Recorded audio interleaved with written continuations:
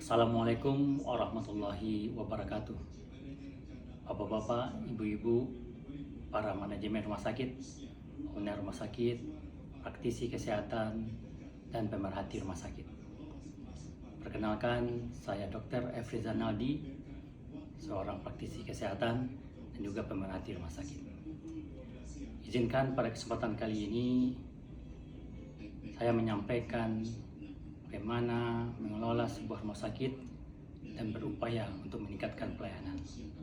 Salah satunya adalah pengelolaan linen di laundry rumah sakit. Sebagaimana kita ketahui, masa sekarang kondisi kesehatan masyarakat salah satunya berperan adalah pelayanan di rumah sakit. Di era globalisasi, pelayanan kesehatan semakin persaingan cukup tinggi dan masing-masing rumah sakit harus menyiapkan sebuah usaha pola untuk mempertahankan eksistensinya dalam pelayanan. Di era JKN sekarang, untuk mengendalikan kendali mutu, kendali biaya, diperlukan suatu upaya untuk melakukan kegiatan pelayanan itu sesuai dengan apa yang diharapkan. Salah satunya di dalam peningkatan upaya pelayanan yang sering terabaikan atau tidak menjadi perhatian adalah pelayanan linen di laundry rumah sakit. Linen ini sangat diperlukan di dalam pelayanan, baik itu di ruangan kamar operasi, dan juga ruangan-ruangan lain yang memerlukan layanan peralatan atau sarana-prasarana yang dibutuhkan untuk pelayanan. Namun dalam pengelolaannya di berbagai rumah sakit di Indonesia masih di bawah standar. Sering kita dapatkan linen itu tidak baik ataupun ternoda dan hasilnya tidak menyenangkan bagi konsumen atau para pasien-pasien kita. Maka berdasarkan hambatan-hambatan itu, perlu kita lakukan suatu upaya yang lebih optimal di dalam pengelolaan linen. Di sini kita mungkin akan bisa menerapkan atau mengimplementasikan lean management atau lean hospital di dalam pengelolaan. Perlu diketahui, di dalam pengelolaan sebuah linen, mulai dari perencanaan, pengorganisasiannya, pelaksanaan, dan juga pengawasan kualitas dari linen itu sendiri. Namun dapat kita kelompokkan beberapa permasalahan yang mungkin saja bisa terjadi. Yang pertama yaitu dari sumber daya manusia. Kita masih melihat kekurangan dari pekerja ataupun tenaga manusia yang melakukan pengelolaan linen tersebut. Yang kedua, bisa saja itu disebabkan oleh kurang pelatihan yang memahami bagaimana konsep pengolahan linen itu mulai dari awal sampai nanti selesai. Yang kedua, bisa dikelompokkan pada sarana dan prasarana.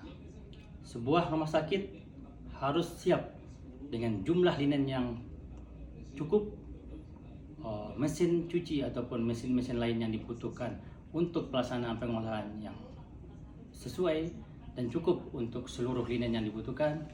Dan yang ketiga juga bagaimana teknisi yang diperlukan di dalam memperbaiki atau kondisi-kondisi sarana-prasarana yang kita butuhkan. Dan yang ketiga, kelompok permasalahan itu adalah mengenai kebijakan. Di dalam pengolahan linen itu harus ada SOP yang akan menjadi panduan bagi pelaksana, sehingga itu akan menghasilkan sebuah linen yang baik dan bisa dikerjakan sesuai dengan waktu yang dibutuhkan. Itulah beberapa permasalahan yang dihadapi. Dan sering terjadi hasil dari pengolahan itu yang tidak sesuai dengan harapan dari seluruh pasien-pasien kita dan juga oleh karyawan-karyawan yang membutuhkan linen di dalam pelayanan. Dan di sini dalam pola yang telah kita terapkan ada beberapa hal yang mungkin dari lean management yang bisa kita terapkan. Lean membagi dalam dua bagian dalam pengelolaan. Yang pertama yaitu total elimination of waste, di mana semua pemborosan itu bisa kita hilangkan atau kita minimalkan dengan cara memenuhi standar secara sarana dan prasarana, dan juga pelatihan yang dibutuhkan oleh sumber daya manusia yang ada, dan juga bagaimana kita mengelola itu seiring dengan SOP yang telah kita ciptakan.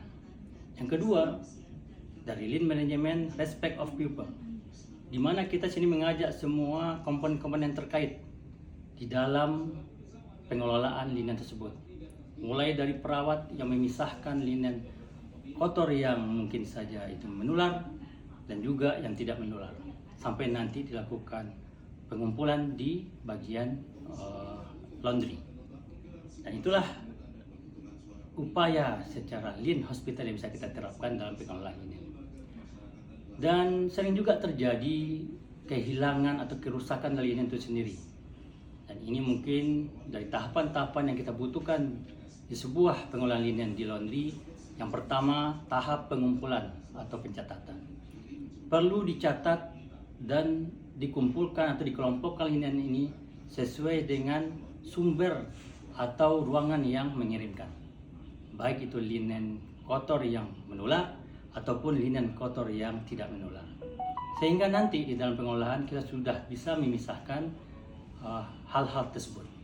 Yang kedua, dalam tahap penyucian dan penyetrikaan, kita sudah bisa membagi mana linen yang akan digunakan itu di ruangan rawat inap, ruangan operasi, atau ruangan-ruangan lain. Yang ketiga, di dalam pendistribusian. Pendistribusian sering terjadi para pekerja tidak memakai APD yang dibutuhkan untuk pengelolaannya, sehingga ini juga akan berefek baik itu infeksi nosokomial terhadap petugas dan juga infeksi nosokomial terhadap pasien-pasien kita. Dan yang terakhir yaitu dalam penyimpanan. Kita harus mempunyai sarana prasarana yang baik, tidak berbau, tidak lembab, sehingga nanti hasil dari pengolahan linen ini sangat baik dan memberikan kenyamanan bagi pasien-pasien kita. Maka di dalam proses pengolahan linen ini,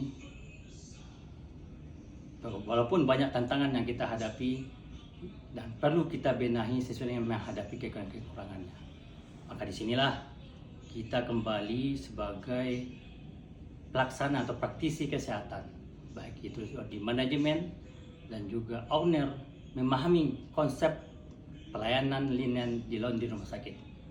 Karena inilah salah satu usaha kita untuk meningkatkan pelayanan kepada pasien dan juga mencegah terjadinya infeksi nosokomial, baik itu kepada pasien kita, kepada petugas, dan juga bisa dijadikan sebagai usaha untuk kendali mutu, kendali biaya, dan juga bisa kita gunakan meningkatkan kepuasan dan kenyamanan pasien-pasien kita.